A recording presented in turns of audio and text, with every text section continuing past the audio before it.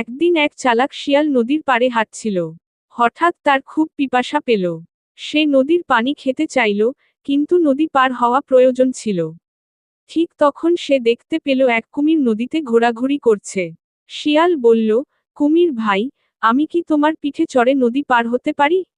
আমার খুব পানি খেতে ইচ্ছে করছে। কুমির হেসে বলল, হ্যাঁ, পারো। কিন্তু শর্ত হলো, নদী পার হতেই তোমাকে খেয়ে ফেলব। শিয়াল একটু ভাবল, তারপর বলল, তাহলে আগে পার করে দাও, তারপর খেও। তাতে তো তোমার সুবিধা। কুমির রাজি হল। শিয়াল তার পিঠে চড়ল। মাঝ নদীতে পৌঁছানোর পর কুমির আবার বলল, এবার তোমাকে খেয়ে ফেলব। শিয়াল হেসে বলল, তুমি যদি এখনই আমাকে খাও, তাহলে তুমি আমাকে তীরে নিয়ে গিয়ে খাওয়ার সুযোগ পাবে না। তখন আমি চেঁচিয়ে সবাইকে ডাকব। কুমির আবার ভাবল, আর শিয়ালকে নিয়ে পাড়ে চলে এলো। পাড়ে পৌঁছেই শিয়াল এক লাফে নেমে বলল, বোকা কুমির, তুমি ভাবো আমি এত সহজে ধরা পড়ব? তোমার চালাকি আমার চেয়ে ছোট। এইভাবে শিয়াল আবারও তার বুদ্ধি দিয়ে বাঁচল।